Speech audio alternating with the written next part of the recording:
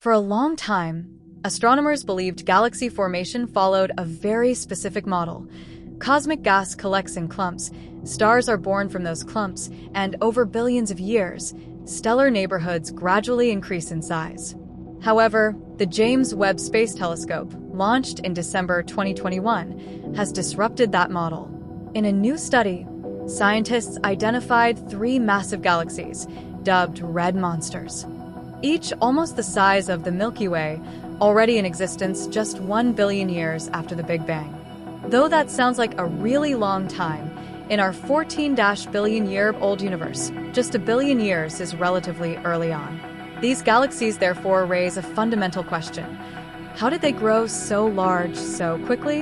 When astronomers initially examined the early universe using the James Webb Space Telescope, they expected to find galaxies in the early universe that weren't fully developed, but were surprised to discover not only fully fledged ones, but also massive ones.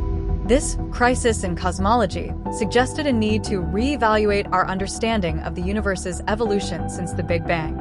However, there is a wrench in the tale.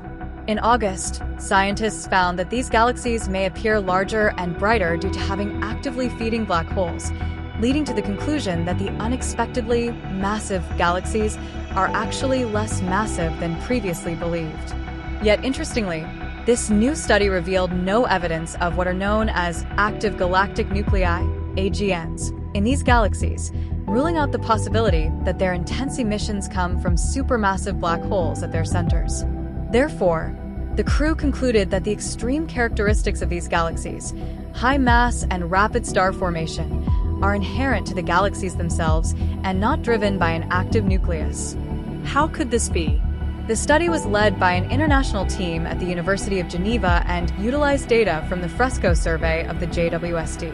It focused on galaxies with redshift values between z=5 and z=9, when the universe was only 1 billion to 1.5 billion years old. Redshift measures how much wavelengths of light coming from distant objects stretch on their way to our detectors due to the expanding universe, with higher values indicating greater distance and age. The team used the FRESCO's near-infrared camera GRISM spectrograph to measure the galaxy's distances and stellar masses.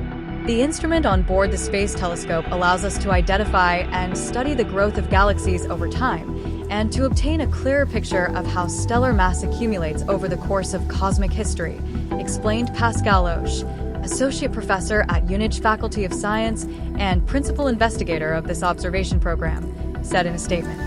The team's analysis centered on 36 massive, dusty, star-forming galaxies, selected for their unique red color and prominent emission lines, indicating they are massive and significantly obscured by dust. While most galaxies matched theoretical models of galaxy formation, 3 were categorized as ultramassive and had unusually high star formation rates. The 3 red monsters appear red in the JWST's images due to their large dust content, which makes them absorb shorter wavelengths of light and scatter the remaining light into longer, reddish wavelengths. The JWST can observe them so clearly because it captures infrared light, enabling scientists to see past the dust, unlike the Hubble Space Telescope, which is limited to optical light. This ability to see through cosmic dust is one of the reasons JWST has revolutionized our view of the universe. Returning to those red monsters, the new JWST data showed that these galaxies produce stars at about 2 to 3 times more efficiently than galaxies in the later universe. The stellar masses of these 3 galaxies are so large that they require a stellar mass conversion efficiency of about 50%, higher than the typical efficiency observed in galaxies today. For example, most galaxies at later times convert only about 20% of their available gas into stars.